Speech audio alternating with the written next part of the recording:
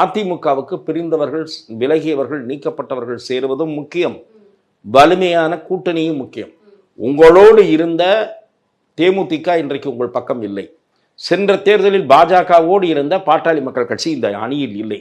யாருமே இல்லாமல் எப்படி ஜெயிப்பீர்கள்? ஆகவேதான் தேர்தலில் வெற்றி பெற வலிமையான கூட்டணியும் தேவை, பிரிந்தவர்கள் இணைவதும் தேவை.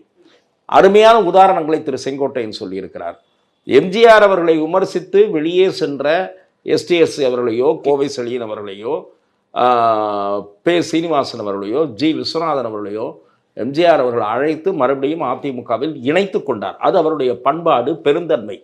அதே போல செல்வி ஜெயலலிதா அவர்களை மோசமான முறையில் விமர்சித்தவர்களை அவர் சேர்த்து கொண்டார். 1-2 பேர் மறைந்து விட்டார்கள், 1-2 பேர் உயிரோடு இருக்கிறார்கள். எடப்பாடி பழனிசாமி பக்கத்தில் இருக்கிறார்கள்.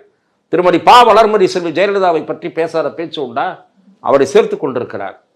அவர் பக்கத்தில் தான் இருக்கிறார். பொன்னையன் வயதாகிவிட்டது, அவரும் அநாகரிகமாக பேசினார் செல்வி ஜெயலலிதாவை பற்றி.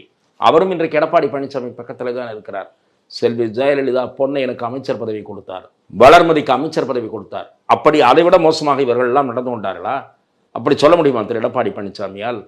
ஆகவேதான் சொல்லுகிறேன், செங்கோட்டையன் எழுப்பி இருக்கிற குரல் நியாயமான குரல். தமிழகம் முழுவதும் எத்தனை முன்னாள் அமைச்சர்கள், எத்தனை எம்எல்ஏக்கள் அவரை ஆதரிக்கப் போகிறார்கள் என்பது முக்கியமல்ல.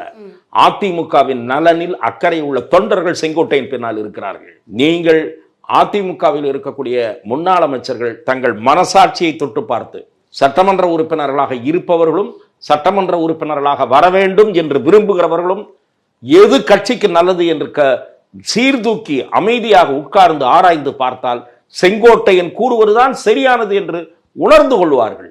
ஆனால் சந்தர்ப்ப வாரத்திற்காக இப்போது இருக்கிற எடப்பாடி பழனிசாமி அவர்களை திருப்திப்படுத்தினால் போதும் என்கிற போக்கோடு அவர்கள் நடந்து கொள்வார்களானால் கட்சி மீண்டும் சரிவை சந்திக்கும்.